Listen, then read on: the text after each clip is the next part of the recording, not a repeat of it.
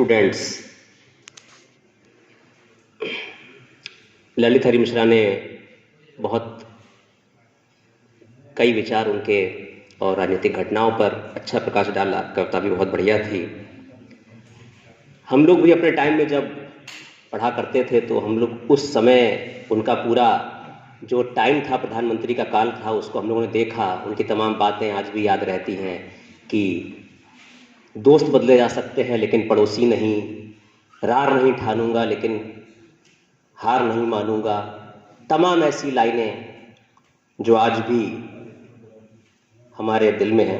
एक बहुत रोचक किस्सा मैं शेयर करूंगा और शायद बहुत लोगों के लिए नया भी होगा कि जब वो 1977 में देश के गृह मंत्री थे तो उन्होंने हिंदुस्तान अखबार में अपनी कविता छपनी भेजी। उस समय संपादक थे मनोहर श्याम जोशी जी।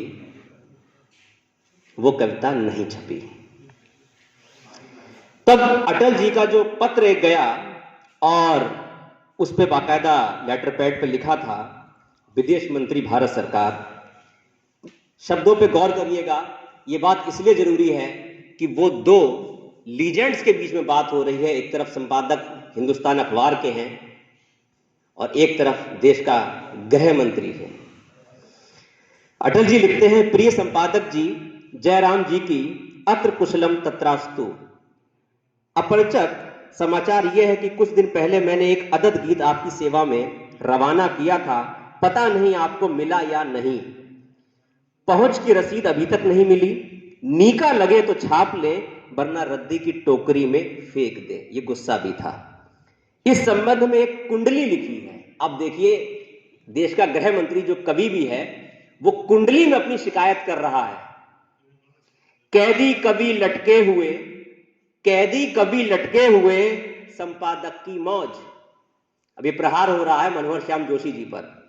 कैदी कवि लटके हुए, संपादक की मौज। कविता हिंदुस्तान में, अखबार पे कविता हिंदुस्तान में, मन है कांजी हौज, मन है काजी हौज, सब्र की सीमा टूटी, तीखी हुई छपास, करे क्या टूटी फूटी। कहे कैदी कबीराए, कठिन कविता कर पाना, लेकिन उससे कठिन कहीं कविता छपवाना। ये भारत का गृह मंत्री कह रहा है अपनी उस शिकायत में, शुभकामनाओं सहित भवदीय अटल बिहारी वाजपेयी।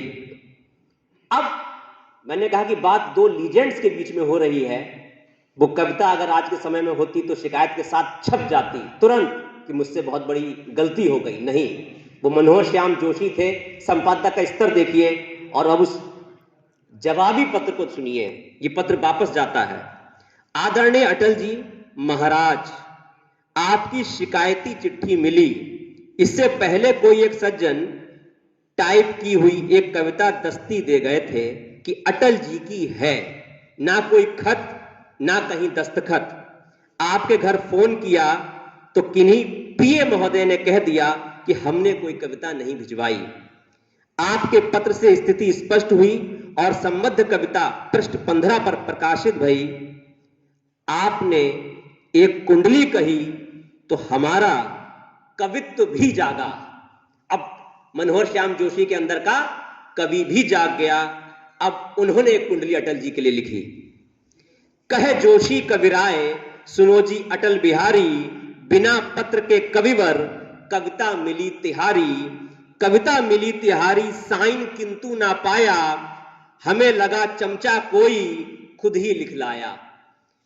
कविता छपे आपकी यह तो बड़ा सरल है, टाले से कब टले नाम जब स्वयं अटल है।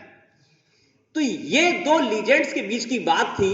एक वो लेखक, एक कवि, जो आज के लेखकों में इतना धैर्य नहीं मिलता, तुरंत जोश आ जाता, अरे अच्छा मेरी कविता नहीं छापी, इतने अखबार निकलते हैं, क्यों नहीं छापेंगे, यहां नहीं तो कहीं और छपवा लेंगे।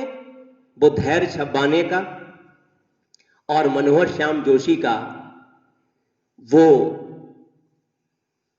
उसूल पसंद नजरिया की, काश आपके साइन तो होते, नाम तो नीचे लिखा होता कि हां अटल बिहारी वाजपेयी ने भेजी है, भले ही आप गृह मंत्री हैं।